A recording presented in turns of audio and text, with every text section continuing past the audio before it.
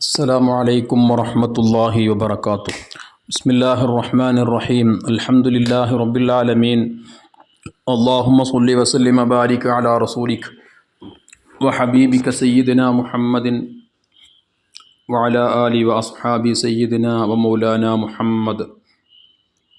വിശുദ്ധ ഇസ്ലാമിൻ്റെ പഞ്ചസ്തംഭങ്ങളിൽ 5 പ്രധാനപ്പെട്ട കാര്യങ്ങളിൽ ഏറ്റവും പ്രധാനപ്പെട്ട ഒന്നാണ് ഹജ്ജ് നിർവഹിക്കുക എന്നുള്ളത്.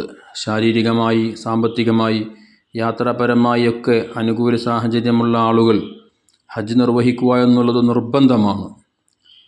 അത് നിർവഹിക്കാൻ സാധിക്കുക എന്നുള്ളത് ഏറ്റവും വലിയ സൗഭാഗ്യമാണ്. കാരണം ഹജ്ജ് നിർവഹിച്ച ആളുകൾക്ക് അള്ളാഹു നൽകുന്ന പ്രതിഫലം എത്രയോ വലുതാണ്. അവൻ്റെ സർവ്വ പാപങ്ങളും പൊറുപ്പിക്കപ്പെട്ടു കൊടുക്കുക എന്നുള്ളത് പറയുമ്പോൾ അതിനേക്കാൾ മറ്റെന്തൊരു സൗഭാഗ്യമാണ് ഒരാളുടെ ജീവിതത്തിൽ വേണ്ടത്. പ്രസവിക്കപ്പെട്ട കുട്ടിയുടെ അന്നത്തെ ദിവസം ആ കുഞ്ഞിൽ ഒരു പാപവും ശേഷിക്കില്ല എന്നതുപോലെ ഹജ്ജ് അള്ളാഹുവിൻ്റെ പ്രീതി മാത്രം ആഗ്രഹിച്ചുകൊണ്ട് നിർവഹിച്ചൊരു വ്യക്തിക്ക് അള്ളാഹു തല സർവ്വ പാപങ്ങളും പുറത്തു കൊടുത്ത് ഉമ്മ പ്രസവിക്കപ്പെട്ട കുട്ടിയെപ്പോലെ സർവ്വ പാപങ്ങളും പൊറുപ്പിക്കപ്പെട്ട നിലക്കായിരിക്കും അയാളുടെ മടക്കമെന്നാണ് ഹജ്ജിനെ സംബന്ധിച്ച് ഹബീബ് സല്ലല്ലാഹു അലൈഹി വസല്ലമ തങ്ങൾ പറഞ്ഞത്.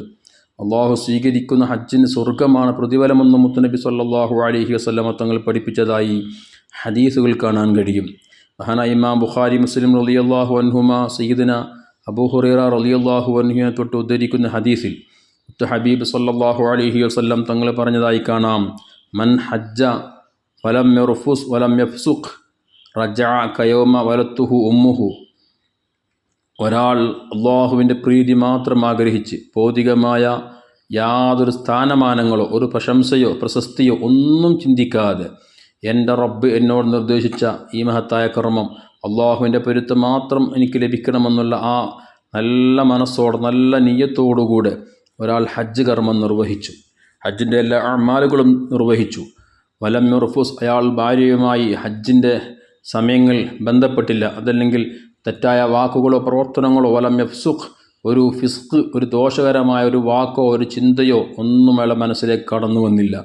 അതെല്ലാം റബ്ബിന് വേണ്ടി എല്ലാ ദോഷങ്ങളിൽ നിന്നും അയാൾ പൂർണ്ണമായി വെടിഞ്ഞു നിന്ന് റബ്ബിൻ്റെ പൊരുത്തം എനിക്ക് ലഭിക്കണം, എൻ്റെ ഹജ്ജ് അള്ളാഹു തആല സ്വീകരിക്കണം, അതുവഴി അള്ളാഹു എനിക്ക് വാഗ്ദാനം ചെയ്യപ്പെട്ട പ്രതിഫലം എനിക്ക് നേടിയെടുക്കാൻ സാധിക്കണമെന്നുള്ള നല്ല നിയ്യത്തോടുകൂടെ ഒരുത്തൻ ഹജ്ജ് ചെയ്താൽ റജഅ, അയാളുടെ മടക്കം, അയാൾ മടങ്ങി വരല് കയൗമ വലത്തുഹു ഉമ്മുഹു, അയാളുടെ ഉമ്മ അയാളെ പ്രസവിക്കപ്പെട്ട അന്നത്തെ ദിവസം പോലെയാണ്. എന്ന് വെച്ചാൽ ഒരു ദോഷവും അയാൾ ബാക്കി നിൽക്കാതെ സർവസ്വവും പൊറുപ്പിക്കപ്പെട്ട നിലക്കായിരിക്കും അയാളുടെ മടക്കമെന്ന് ഹബീബായ മുത്തുനബി സല്ലല്ലാഹു അലൈഹി വസല്ലമ തങ്ങൾ പറയാണ്.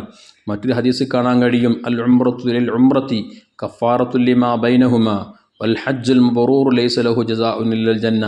ഒരാൾ ഒരു ഉംറ നിർവഹിച്ചു, ഇനി അടുത്തൊരു ഉംറ നിർവഹിക്കുന്നതിനിടയിലുള്ള എല്ലാ ചെറുദോഷങ്ങളും അള്ളാഹു തആലക്ക് പുറത്തു കൊടുക്കും. എന്നാൽ അള്ളാഹു സ്വീകരിച്ച, അള്ളാഹു കബൂലാക്കിയ ഹജ്ജ് ഒരാൾക്ക് നിർവഹിക്കാൻ സാധിച്ചാൽ സ്വർഗമായിരിക്കും അയാൾക്ക് പ്രതിഫലമായി നൽകപ്പെടുക എന്നും ഹബീബ് സല്ലല്ലാഹു അലൈഹി വസല്ലമ തങ്ങൾ പഠിപ്പിച്ചിട്ടുണ്ട്. അതിന് മാത്രം വലിയ പവറുള്ള, വലിയ ബഹുമാനമുള്ള ഒരു ഇബാദത്താണ് ഹജ്ജ്. അത് നിർവഹിക്കാൻ സാധ്യമാവണം. അള്ളാഹു തആല നമുക്ക് തൗഫീഖ് നൽകട്ടെ. നമ്മൾക്ക് ഹജ്ജിന് വേണ്ടി പോയ എല്ലാവർക്കും അള്ളാഹു തആല അവൻ സ്വീകരിച്ച രൂപത്തിലുള്ള ഹജ്ജും മറ്റു എല്ലാ അമാലുകളും ചെയ്യാൻ തൗഫീഖ് അള്ളാഹു കൊടുക്കട്ടെ. ആമീൻ. അസ്സലാമു അലൈക്കും വറഹ്മത്തുള്ളാഹി വബറകാതുഹു.